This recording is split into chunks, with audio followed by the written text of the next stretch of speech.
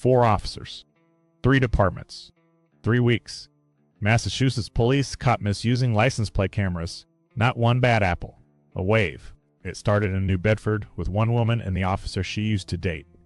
She stood in front of a judge and said he was using police cameras to find her. He denied it. The department checked anyway. These cameras log every plate that passes. Location, time, direction. A paper trail that never forgets. And New Bedford didn't circle the wagons. The chief ordered a full review of how the whole system was being used. Every search.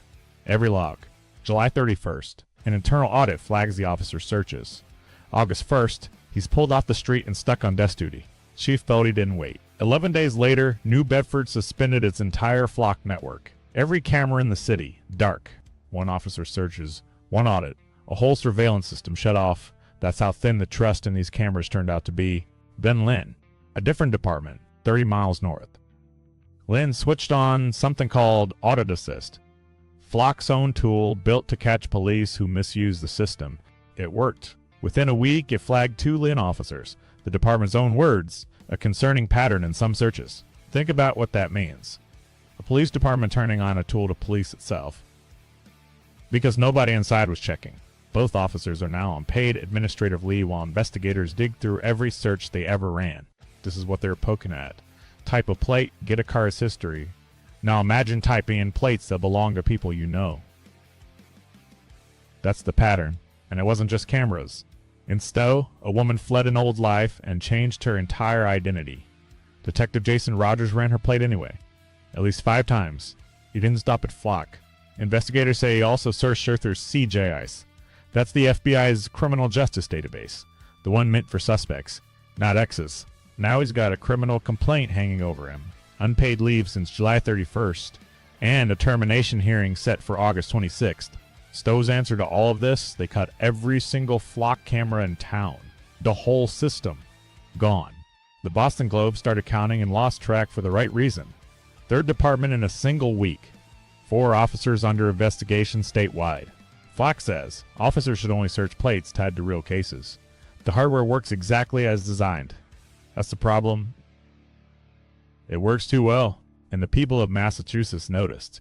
In the streets, the sign said it plainly, "Get the flock out." A second march followed days later. Residents packed council meetings demanding the cameras go. In New Bedford, one of those meetings collapsed into chaos. Because here's what a plate camera really is. A tracking device the public never voted for, bolted to a pole near your street.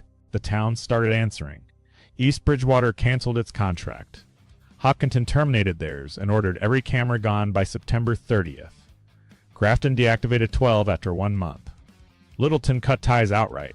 This is one of Hopkinton's. Soon it comes down. The town's lawyers found the contract itself violated state law. Step back and look at the shape of it. Not one of these officers was caught by a supervisor. Not one by internal oversight. An audit caught them. A tool built by the camera company itself. So the uncomfortable question writes itself.